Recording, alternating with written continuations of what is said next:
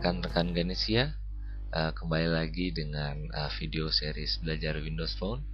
Dan pada edisi kali ini kita akan mempelajari tentang navigasi pada Windows Phone. Untuk memahami bagaimana navigasi pada Windows Phone terjadi, bahwa navigasi pada Windows Phone mengikuti skema pada navigasi Silverlight 3, di mana sebuah aplikasi terdiri dari sebuah frame yang bersifat sebagai top level container, dan di dalamnya mengandung sebuah page atau beberapa page sebagai konten, dan kemudian mengandung juga elemen sistem seperti system tray dan application bar. Frame ini berfungsi sebagai service yang menyediakan navigasi, sehingga nantinya halaman dapat kita capai dengan skema seperti berpindah-pindah antar frame dalam sebuah foto. Dan selain itu terdapat page, di mana page ini ialah untuk tempat kita mengisi konten, region untuk tempat kita mengisi konten. Kemudian dapat memungkinkan juga setiap page memiliki application bar yang spesifik pada halaman tertentu. Dan untuk navigasinya mengikuti dinamakan page based navigation, di mana mengikuti seperti web page model, di mana ketika kita membuka halaman di sebuah web, kita akan bergerak dari satu link ke link yang lain, dari satu halaman ke halaman yang lain, sehingga dinamakan seperti web page model. Kemudian setiap halaman diidentifikasi melalui URI atau Uniform Resource Identification.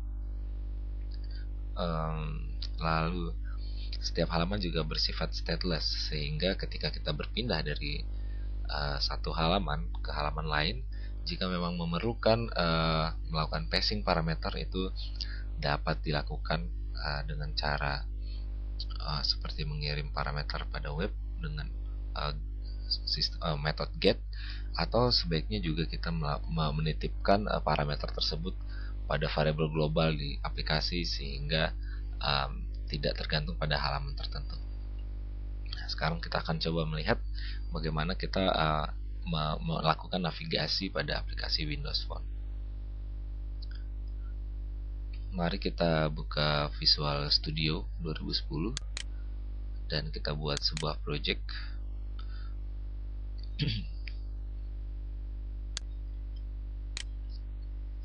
Navigation apps.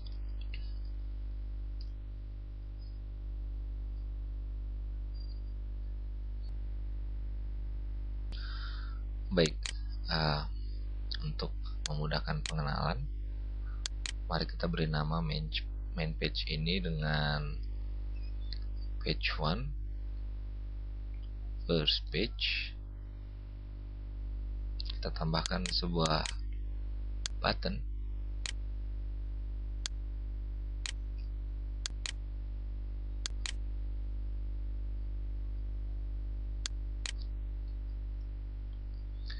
Kemudian kita tambahkan halaman lainnya yang akan kita jadikan halaman tujuan dari halaman pertama tadi. Kita beri nama second page. Kita beri nama title-nya adalah second page,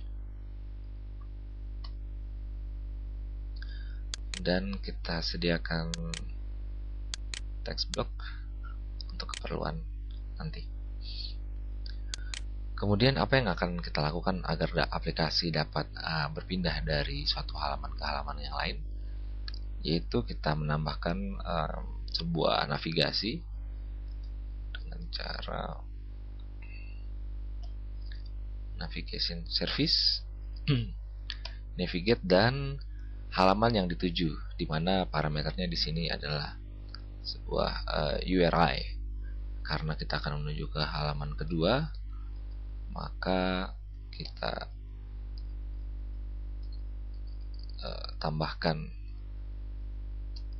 halaman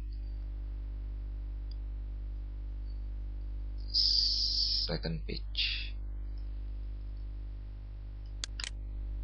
Sekarang akan kita lihat bagaimana kelakuan dari aplikasinya.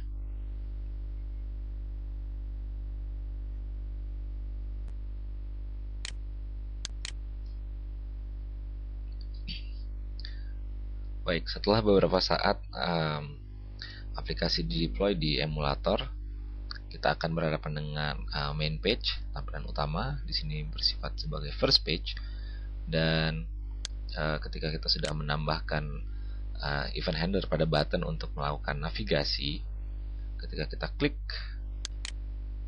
maka dia akan berpindah ke halaman kedua.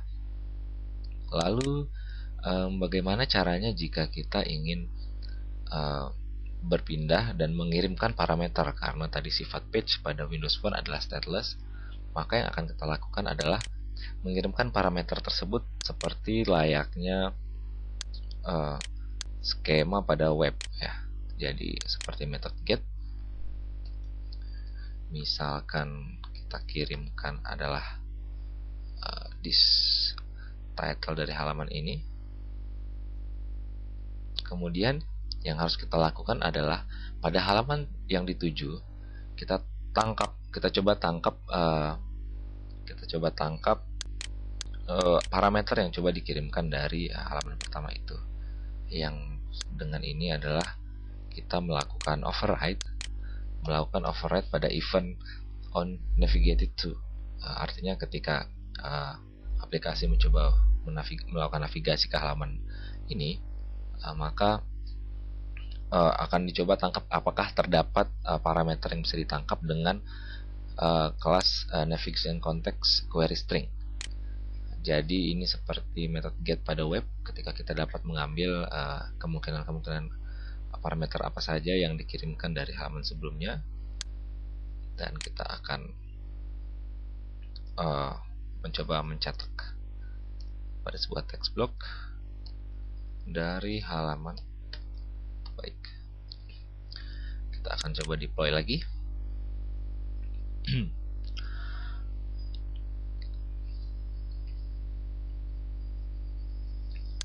Nah, di sini kita lihat bahwa halaman pertama, kemudian kita mencoba mengirimkan sebuah parameter berupa judul halaman, maka seharusnya ketika kita berpindah ke halaman kedua, first page, yaitu judul daripada halaman pertama, akan dikirimkan ke halaman kedua, dan kita akan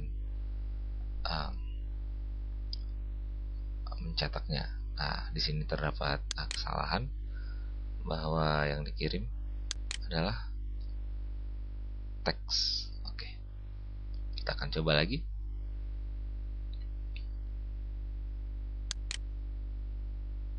Baik, first page, klik go, akan menuju ke halaman kedua, dan ditampilkan parameternya adalah halaman pertama itu ditampilkan pada halaman kedua.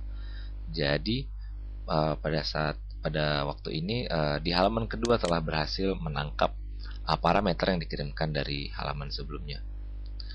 Satu hal yang harus kita pahami bahwa untuk navigasi back di Windows Phone terdapat sebuah mekanisme built-in, di mana memang pada Windows Phone terdapat 3 hardware button: search, start, dan back. Aplikasi back ini akan bersifat sebagai navigasi untuk kembali ke halaman sebelumnya secara otomatis tanpa kita harus mengconsider halaman apa yang akan dituju. Jadi contohnya pada contoh ini kita dari halaman kedua, sebelumnya kita dari halaman pertama. Ketika kita klik back, maka dia akan kembali ke halaman pertama. Gitu. Jadi tidak ada keharusan untuk menangani operasi kembali ke halaman berikutnya. Dan ketika kita sudah pada halaman pertama aplikasi, ketika kita tekan tombol back, maka dia akan keluar dari aplikasi. Baik, rekan-rekan Ganesha, sekian dulu untuk edisi kali ini. Kita telah belajar bagaimana cara menangani navigasi pada Windows Phone.